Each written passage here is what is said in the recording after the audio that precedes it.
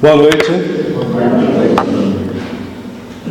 Bom, o seu Antônio pediu para vocês esquecerem momentaneamente seus problemas durante a prece, certo? E eu quero que vocês se recordem deles todinhos agora. Mas vamos fazer o oposto hoje um pouquinho, né? Eu gostaria de fazer uma pergunta a todos, mas não precisam responder verbalmente. Façam essa resposta mentalmente. Se vocês estivessem na condição daquela prostituta que iria ser apedrejada, ou adúltera, não é prostituta não, adúltera, que iria ser apedrejada na época de Jesus, e ele, através dos seus ensinamentos, da sua autoridade, convencessem todos e ao final, como vocês já sabem, dissesse: vá e não peque mais. O que vocês entenderiam hoje com a necessidade específica de cada um? Porque nós estamos num centro espírita, ou nós buscamos uma igreja qualquer, ou nós buscamos a ajuda da psiquiatria, da psicologia, seja qual for o ramo religioso ou clínico que a gente tenha uma preferência. Quando nós os procuramos é porque nós estamos com algum problema. Pelo menos assim eu penso. Ou até agora tem alguma coisa errada nisso tudo. Hoje, nós estamos aqui por quê? O que nós buscamos hoje, aqui no NEOD?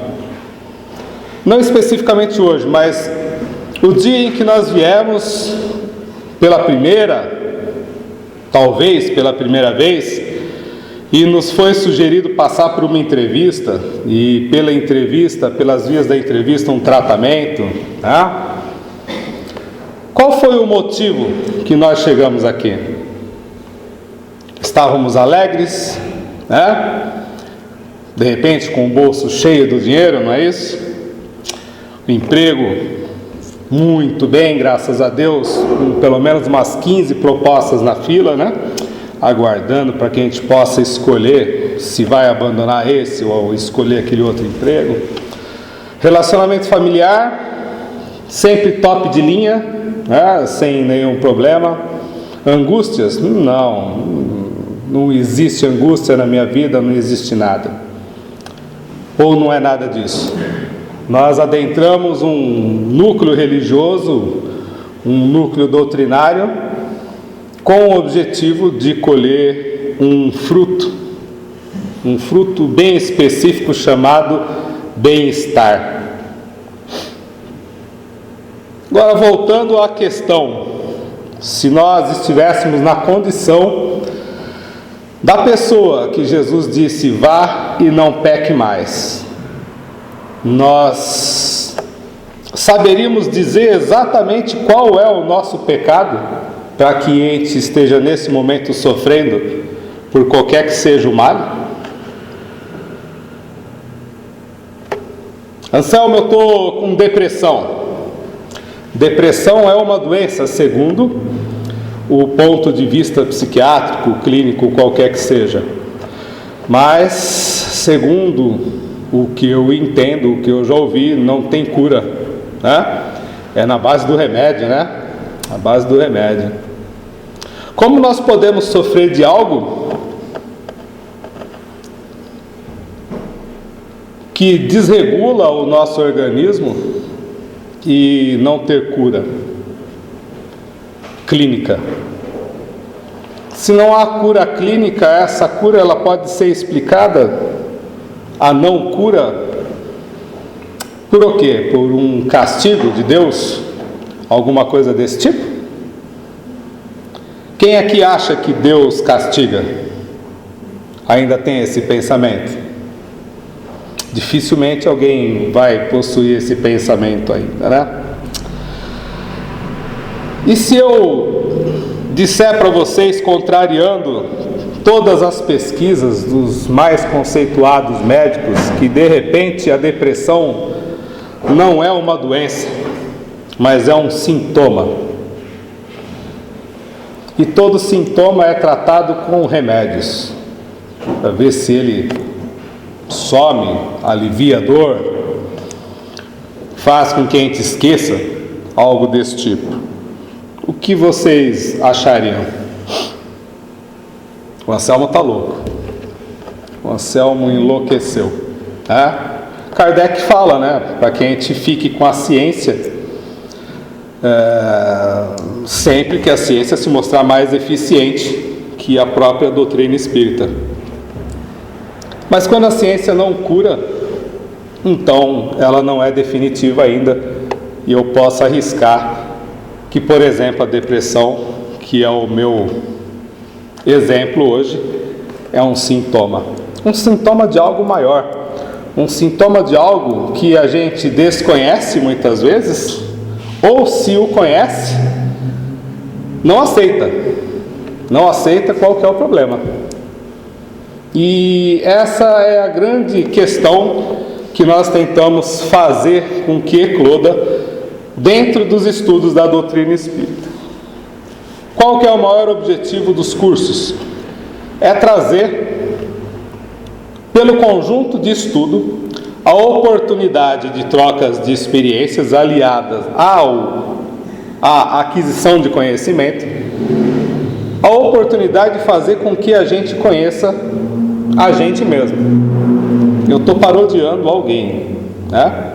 Conhece a ti mesmo, observa a ti mesmo, qual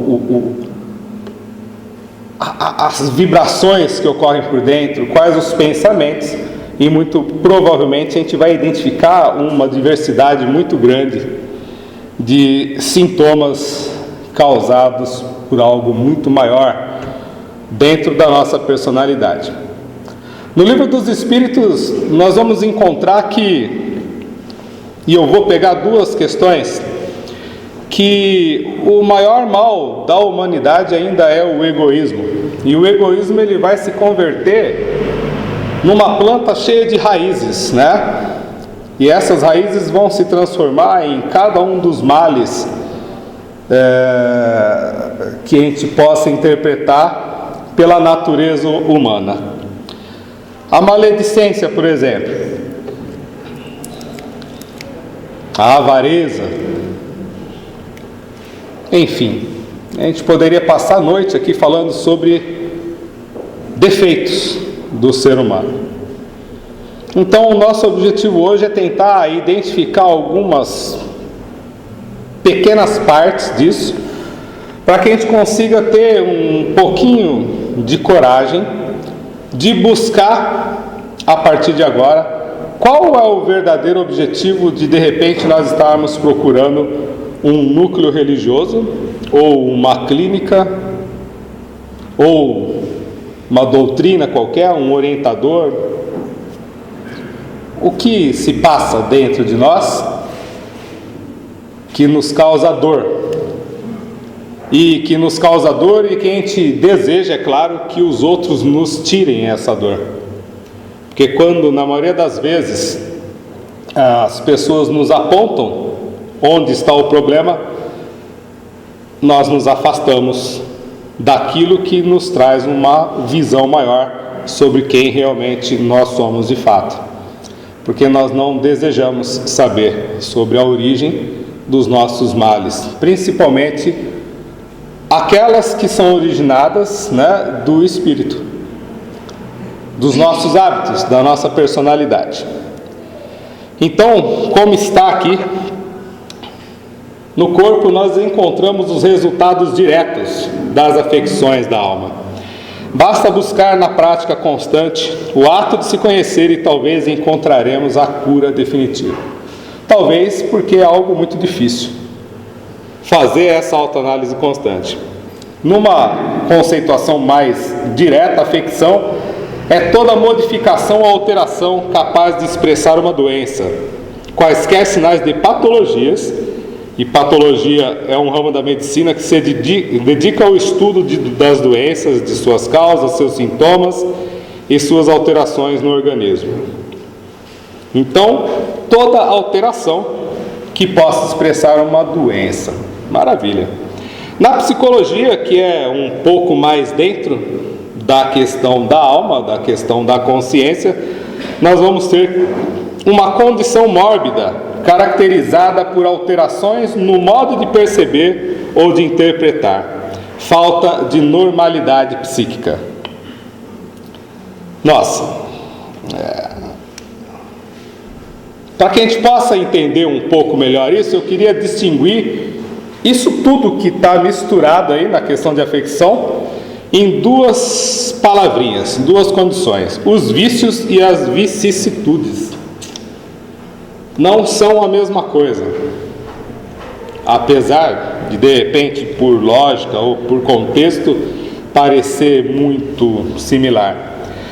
O vício, todo vício, é uma dependência física ou psicológica que faz alguém buscar o consumo ou a prática excessiva de algo. Estão inclusos nesse grupo drogas lícitas e ilícitas, álcool, tabaco, tóxicos diversos, como maconha, heroína, cocaína e outras inas que já existem no mercado, farmacológicos indicados pela psiquiatria.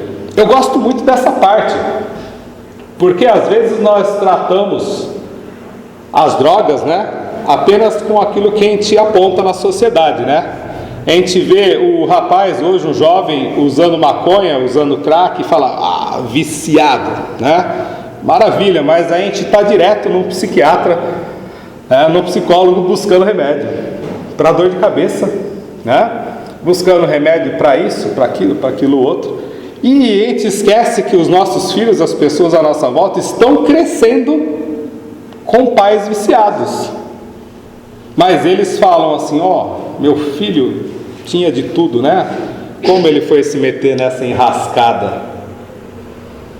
Não há muita diferença. A diferença é que uma paga impostos e a outra não. Mas é um outro assunto, Costumes repetitivos, fazer sempre a mesma coisa, tendência para provocar o mal ou ter ações contrárias à moral. Costumes repetitivos, na maioria das vezes, eu coloquei aqui tendência para provocar o mal.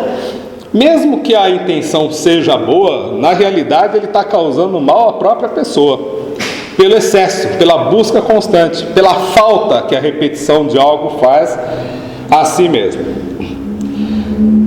Eu vou dar um exemplo de vício mais fácil, mais ligado à nossa realidade. A comida. A comida em excesso é um vício, não é?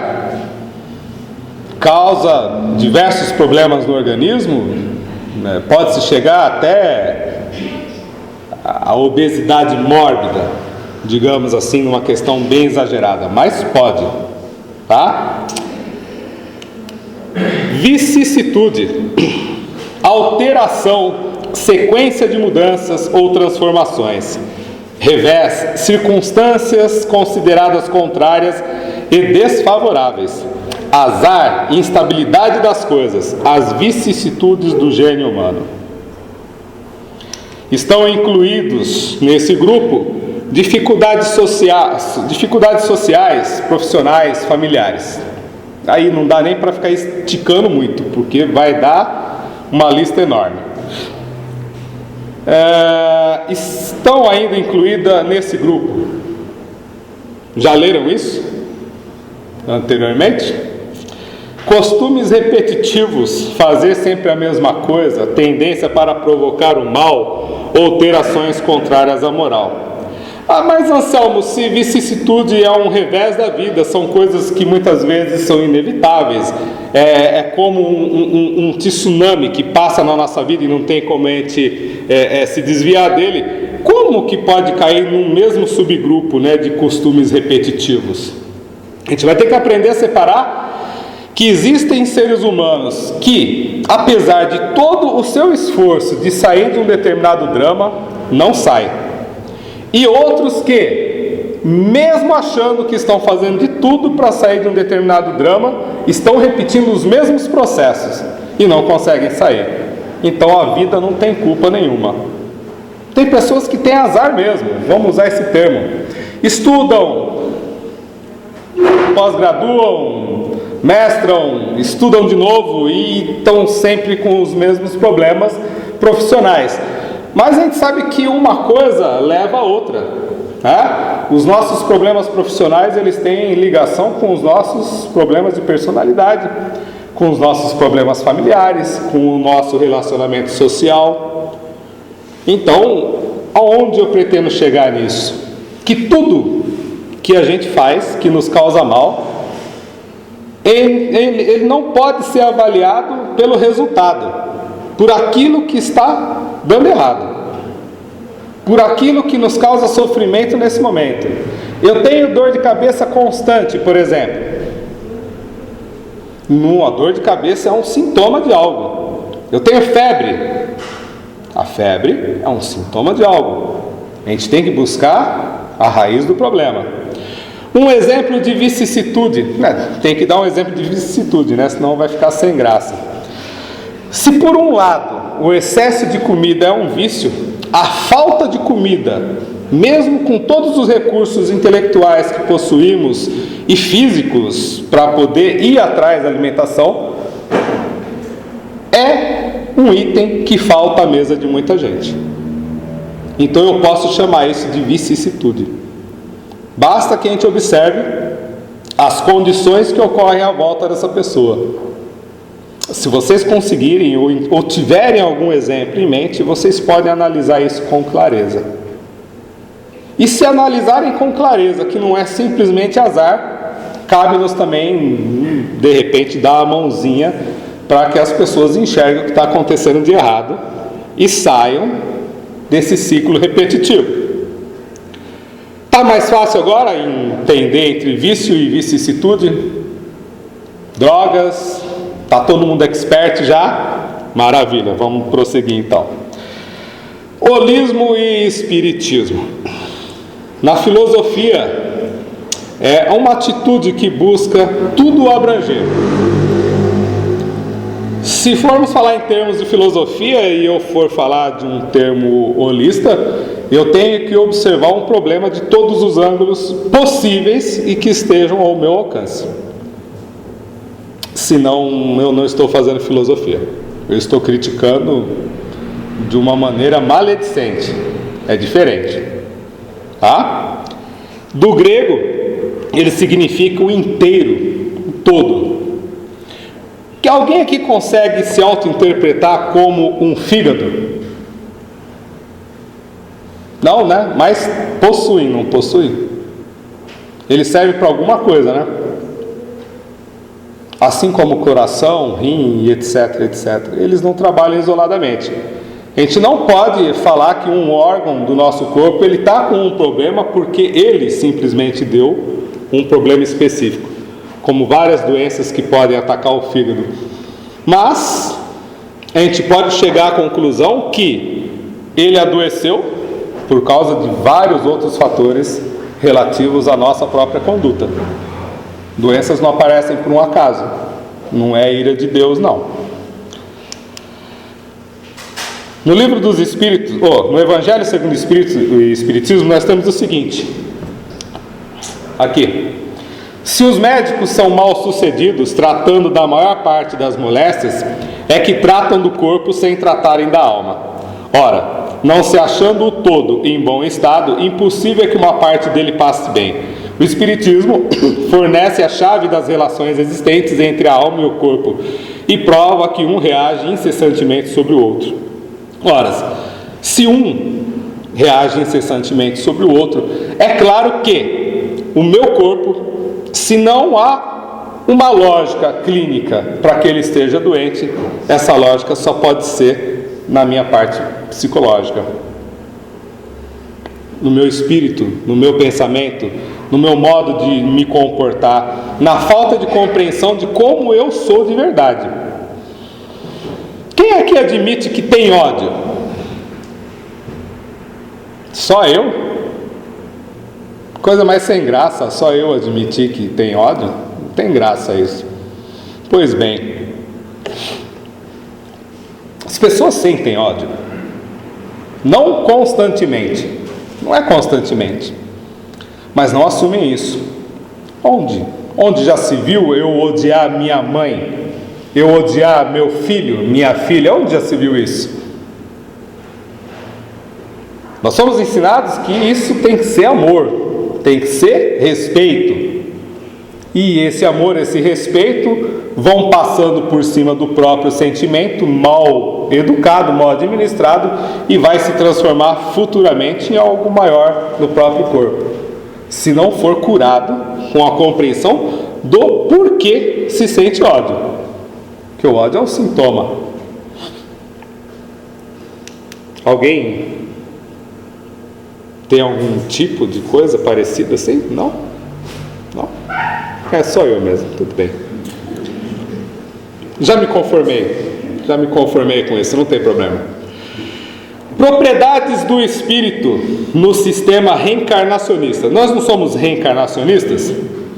São as qualidades. As propriedades do espírito são as qualidades, boas ou más, adquiridas na sua existência. Porém, as más podem se fazer presente durante muitas encarnações, ocasionando doenças físicas ou psicológicas, devido à dependência do espírito em relação aos seus vícios. Podem, inclusive, ficar gravadas no próprio perispírito, passando de encarnação por encarnação, e a pessoa sofre de uma doença inexistente sem saber por quê. Quando a gente fala em qualidade, tem que ficar bem definido isso aqui, que qualidade é qualidade. Não interessa que tipo de qualidade ela é, se ela é boa ou se ela é má. Só precisa saber o que a gente está alimentando aqui das duas, certo? Qualidade não é só coisa boa, não. Tem gente que acha o máximo ouvir que tem uma qualidade. Vou dar um exemplo para vocês, porque senão eu vou falar muito e a coisa não vai dar certo, vai acabar o horário. No livro dos Médiuns, no capítulo que nós estudamos a obsessão, nós temos lá esse item 252. Eu vou falar a história resumidamente, porque senão vocês iam dormir de tanto eu ler esse negócio, E ele diz assim: as imperfeições morais do obsidiado constituem frequentemente um obstáculo à sua libertação. Aqui vai um exemplo notável que pode servir para a instrução de todos. Kardec, ele relata um caso de duas irmãs. Viviam lá, solteironas, sozinhas, cheias do dinheiro. Bonito, coisa maravilhosa. Mas de repente, a casa delas começou a passar por fenômenos estranhos. Suas roupas eram rasgadas, jogadas no chão.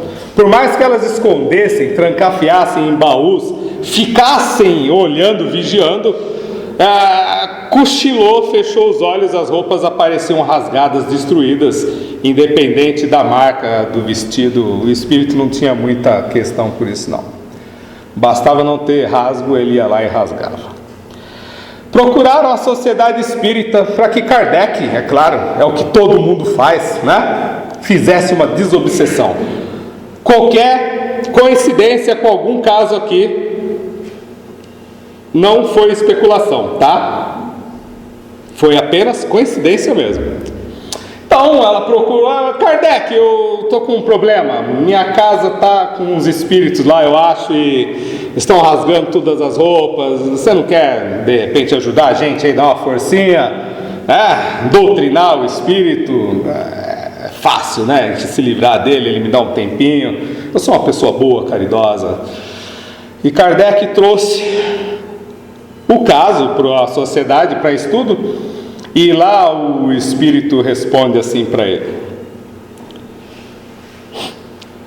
diga para elas, talvez acho que ninguém falou isso para vocês ainda, tá? Principalmente quem já fez bastante tratamento. Ninguém chegou aqui para alguém e falou: olha, o seu problema é esse. Cuidado. Diga para elas que elas procurem na memória delas, e elas vão entender qual o motivo da perturbação. Todo mundo entendeu por quê? Qual a causa? Não? Nem eu.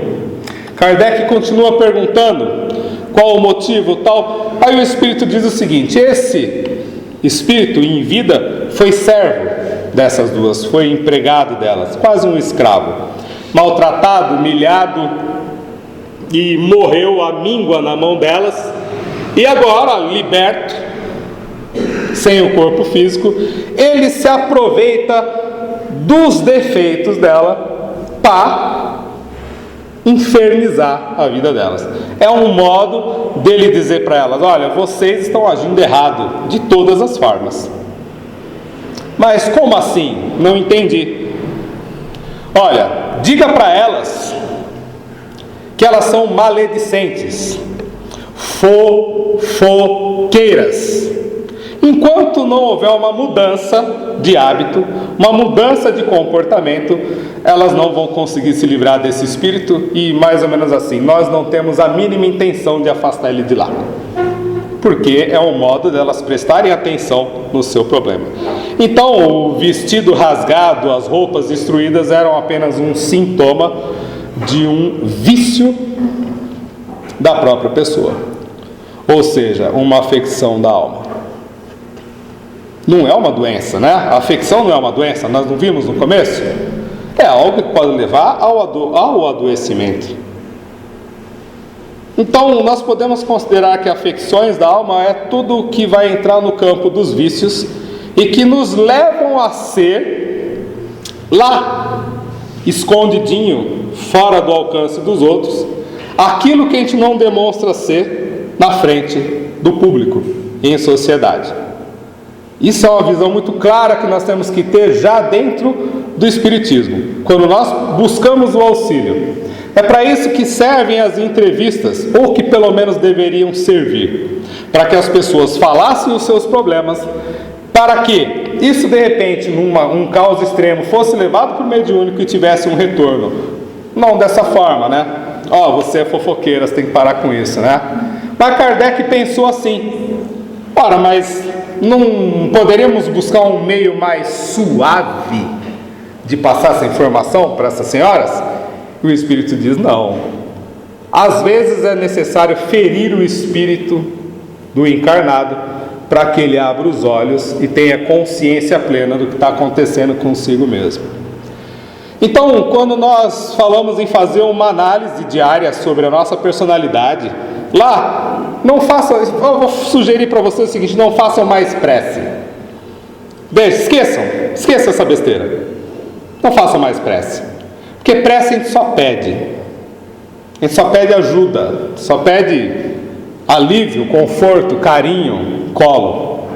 Não, vamos fazer assim: a partir de hoje, ao invés de fazer prece, nós vamos fazer uma lista das possibilidades ou dos possíveis atos do qual nós ferimos o nosso próximo.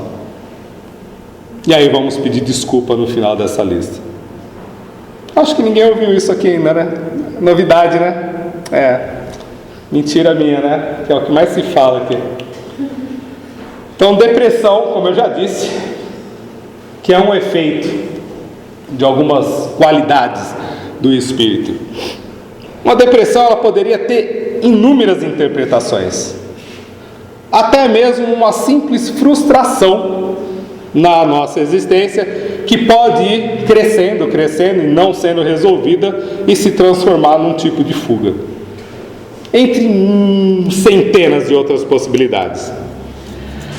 No tempo de Jesus, nós vamos ver que há muitas curas, né?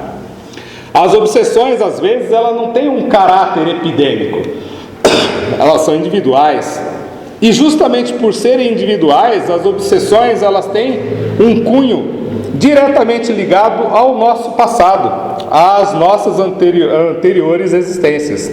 Ou seja, devido aos nossos vícios, devido às nossas desqualidades, né? Não vou mais chamar de mal, vamos chamar de desqualidade, não existe, mas tudo bem, né? Os espíritos nos perseguem, buscam constantemente uma maneira de nos persuadir a ressarcir os débitos que temos com ele.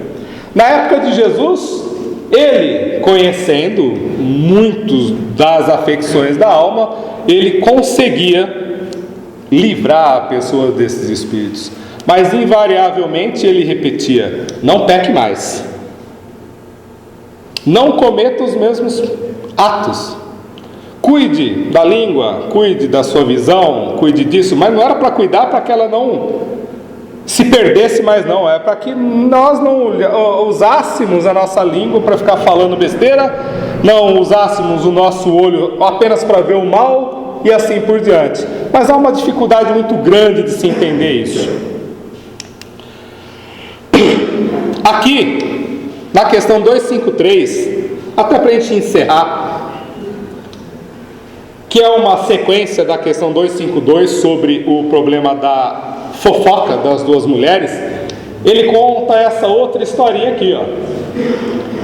Um senhor, um fazendeiro, estava com um problema nas suas criações. Todas as suas criações estavam morrendo, e como ele dependia disso, lá vai ele: Kardec, me ajuda, Kardec, meus bichos estão morrendo.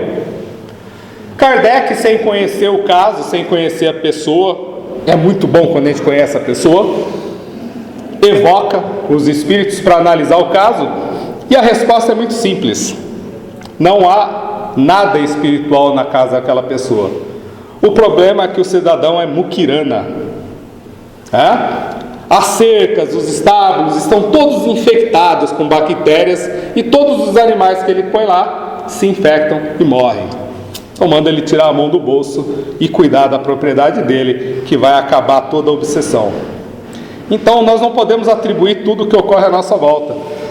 Nós vamos analisar o que ocorre conosco, nós vamos tentar ser o mais frio possíveis e identificar qual o motivo que nós procuramos um auxílio, qualquer que seja o órgão, e analisar por que eu estou sofrendo, qual o motivo do meu sofrimento. É físico? É material? Se é material, por que está acontecendo isso? Eu estou deixando de cumprir com as minhas obrigações? Meu carro quebra direto. É o espírito, o obsessor, que está lá quebrando meu carro? Ou é a manutenção que ninguém olha para ela? Não dá, né? Não dá para atribuir tudo. Se é a manutenção do meu carro que está ficando para trás, qual é a afecção que eu possuo que pode estar levando a esse mal? Convertam isso para todos os problemas. Eu costumo pensar o seguinte: se nós pegássemos apenas os conceitos éticos que existem na Bíblia, não precisaria de mais nada. E olha que a Bíblia ela foi escrita muitíssimo depois que muitas outras doutrinas, e todas já há 700, 1500 anos antes de Cristo já falavam sobre ética, sobre relacionamentos, sobre ter moral e fazer ao próximo aquilo que deseja a si mesmo. Enfim, se é difícil enxergar o mal que há em nós, é porque não entendemos o real significado da ética. Se não entendemos o que é ética, não podemos adotar uma moral, a menos que essa moral seja impositiva. E se adotamos uma moral estabelecida por uma cultura como a espírita, temos então a obrigação de pô-la em prática e, eu esqueci, conhecê-la. Muito obrigado a todos e boas reflexões. Então vamos agradecer a Deus em primeiro lugar por mais essa oportunidade de estarmos aqui presentes, buscando